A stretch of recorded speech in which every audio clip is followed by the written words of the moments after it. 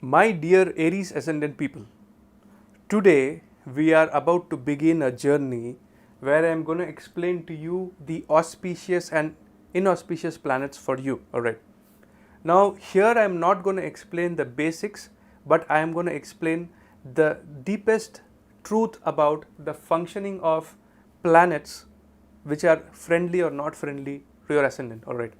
And this journey, this series is not only for Aries Ascendant people, but this series is for Aries Ascendant, Taurus Ascendant, Gemini Ascendant. So I am beginning with Aries because that's the first Rashi of the Kalpurush, and then I am going to go to Pisces. Alright. So the application of this video is going to be very useful when you are selecting gemstones and also trying to understand how a Dasha, Antardasha or a Mahadasha is going to go for you. Alright. So for all the Aries Ascendant people who have got doubts, that is Saturn a neutral planet, can I wear the gemstone of Saturn, which is Neelam? How to ascertain if Saturn is good or bad for you? Alright. Is Venus actually a marak for you? Because a concept of Laghu Parashari says that Dui Marakam Na Marakam, but is actually Venus a marak for you? And also, what are the circumstances when a Jupiter or a Sun becomes highly auspicious for you? What are the circumstances when Moon becomes highly auspicious for you? Alright. And what are the circumstances when Venus and Mercury connecting with Saturn makes Saturn also a marak? Alright.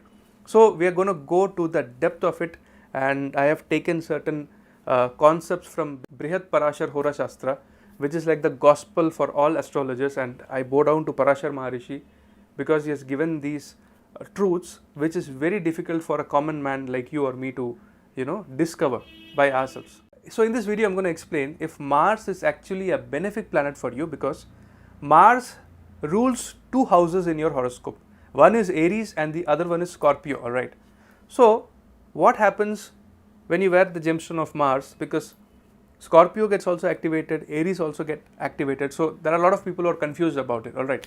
So if you want to know about the secrets of auspicious and inauspicious planets ascendant wise, starting with Aries Ascendant in this video, then first you have to subscribe to Purab's Universe, guys, because only if you subscribe to Purab's Universe, you're going to get access to such different content, guys. And after watching this video in its entirety, if you have liked this video, please hit the like button. If you have disliked this video, doesn't matter, genuinely hit the dislike button, but show me your genuine reaction. So hey guys, what's up? I hope you guys are doing great, and I welcome you back to Purab's Universe, guys, my universe. Right. So let's straight away jump into the surgery of this horoscope, and let's find out the good planets and the bad planets for Aries Ascendant at the fundamental level, and then take it further. Alright. So Maharishi Parashara says that for an Aries Ascendant, Jupiter and Sun, these two planets are the most benefic planet. Mars is benefic only if it comes under the influence or it makes a connection with Jupiter or Sun or Moon. Now Moon becomes benefic if Moon is not aspected by malefics and Moon is 72 degree away from the Sun. Alright. When Moon is more than 72 degree close to the Sun, loses its strength. Alright. So according to the basic concepts of astro, Jupiter and Sun are the most benefic planet for an Aries Ascendant. Please note this point, my lord. The second point is that Mars independently is not an auspicious or inauspicious planet. It becomes helpful to fulfill the promise of other auspicious planets. Alright. So Mars is your Lagna Lord, and when can you say that your Lagna Lord is positive or your Lagna Lord Mars is auspicious? Is when Mars is either conjunct with Jupiter or aspected by Jupiter or in the nakshatra of Jupiter. Similarly, if Mars is either conjunct with Sun or aspected by Sun or in the nakshatra of Sun, and if Mars is conjunct with Moon and Mars is conjunct with a benefic moon, that is an unafflicted moon which is not aspected by malefics like Rahu, Ketu, Saturn, alright, and this moon also is 72 degrees away from the Sun, alright, then Moon is a benefic for you. And it also has to be a Shukla Paksha moon, alright, that is a growing moon, when moon is growing from Amavasya towards Purnima, the full moon, alright. So we have to understand the concept of Mula Trikon, alright. Mula Trikon means the head office of a planet, alright. So, there is always a confusion that Mars rules the first house and the 8th house for you guys, Aries Ascendant people. Scorpio is the most negative sign in Kalpurush because it is the sign of transformation, sudden happenings, losses, alright, and it is also the house of long standing undiagnosable diseases and secret enemies as well, the negative side of Scorpio, alright. But the point is that Maharishi Parashara says that the planet will give its result more aligned to its Mool Trikon and not its Swarashi, because Mool Trikon is the head office or the favorite sign for the planet, alright. So, whenever there is a question of wearing a red coral for Aries Ascendant people, number one thing is that Mars is ruling Aries and this Aries sign is falling in a Kendra in the first house, and that is the head office or Mool Trikon Rashi of Mars, alright.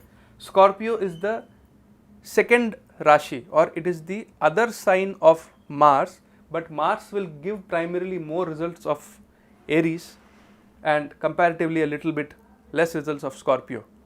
So, what you can do is, if your Mars is conjunct with Jupiter or your Mars is conjunct with Sun or aspected by Jupiter or Sun or conjunct with Moon or aspected by Moon, which is a benefic in nature, then you can wear a red coral, alright.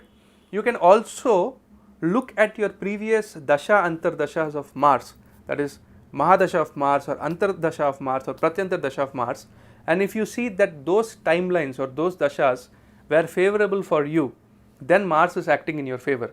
If it were not favorable for you, then Mars is not acting in your favor, guys, alright. The next point is that which is the most dangerous planet for an Aries Ascendant, alright. Not even Mercury, guys, because Mercury is the 3rd and 6th Lord. The most dangerous sign, that is the Marak sign, the killer for an Aries Ascendant is Venus, guys, alright, because Venus rules the 2nd house and the 7th house, alright.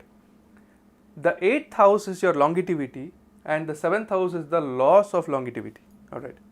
Similarly, the 3rd house is 8th from the 8th, 1, 2, 3, 4, 5, 6, 7, 8. So, that is also considered to be the future of the 8th house or the Bhavat Bhavam of the 8th house. So, 8th from 8th also controls longevity, and the 2nd house is 12th from the 3rd house. So, it is the Marak or it is the loss house of longevity. So, primary Marak number 1, category 1 is the 7th house ruled by Venus, Libra sign, and the 2nd house ruled by Venus, which is Taurus sign, alright. So, Venus is a Marak, even though if Venus is placed in its own sign in the 2nd house, in its own sign in the 7th house in a Kendra, but still it is a Marak, guys. You have to remember this, alright. Now, when Venus is aspecting Saturn in your horoscope, alright, when Venus, the top rated Marak, aspects Saturn in your horoscope, which is the 10th and 11th Lord, Saturn also becomes a Marak. Similarly, when Mercury, the 3rd and 6th Lord, the second most inauspicious planet for Aries Ascendant, aspects Saturn, Saturn becomes a Marak.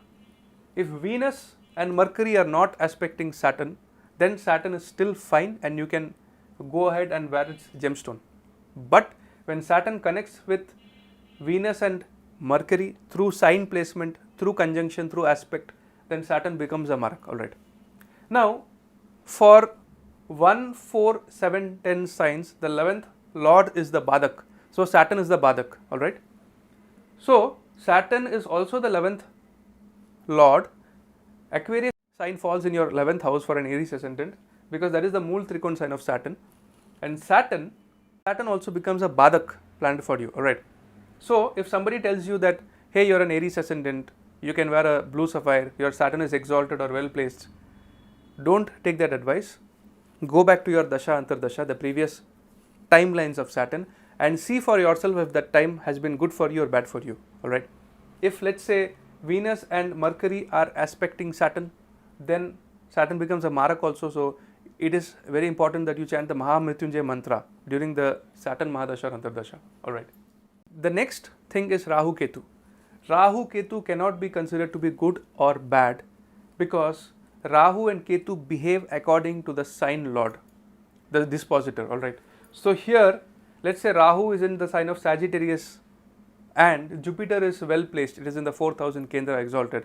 Rahu also becomes positive. Similarly, let's say Ketu is placed in the 3rd house in the sign of Gemini where it is getting debilitated. Now, if the same Mercury gets exalted, then Ketu becomes a bit favorable. But if the same Mercury gets debilitated in the 12th house in the sign of Pisces, then this Mercury becomes unfavorable to you. Alright. So, Jupiter and Sun, most benefic planet. Mars, not primarily benefic or malefic, becomes benefic if it is under the influence of Sun, Jupiter and Moon in your horoscope. And it becomes a malefic if it is aspected by malefic planets like Saturn or Mercury. Alright. When Mars is conjunct with good planets, that is the most benefic planets, Jupiter and Sun in your horoscope, Mars supports these planets to give exceptionally good results. Alright. Venus is the most malefic planet because it's Marak, it's a killer. Mercury is the second most because it is the 3rd and 6th lord. 6th house is your debts, diseases, enemies, litigation, court cases, alright, accidents. That's the 6th house. So, Mercury is also malefic. Saturn, see with which planet Saturn is connecting. If it is connecting with Venus Mercury through aspect, placement or conjunction, Saturn will also become a Marak, it will give negative results. If it is not aspected by Mercury and Venus, then it is not a Marak. And if it is placed in a Kendra in your horoscope, then you can first check its result during its Dasha Antar Dasha, and based on that you can wear its gemstone, being an Aries Ascendant. Alright. So these are the secrets that I wanted to give you about Aries Ascendant, and I hope this video enlightened you. I am going to come up with Taurus Ascendant, Gemini Ascendant, Cancer Ascendant, Leo Ascendant, Virgo Ascendant, Libra, Scorpio, Sagittarius, Capricorn, Aquarius and Pisces.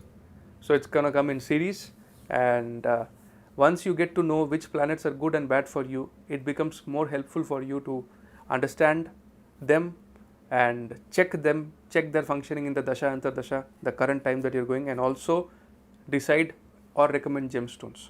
Alright. So that's it for today, guys. This is Purab signing off from Purab's Universe. Take care of yourself, take care of your family, the elderly people and the stray animals. Adios, Jai Hind. Jai Bharat.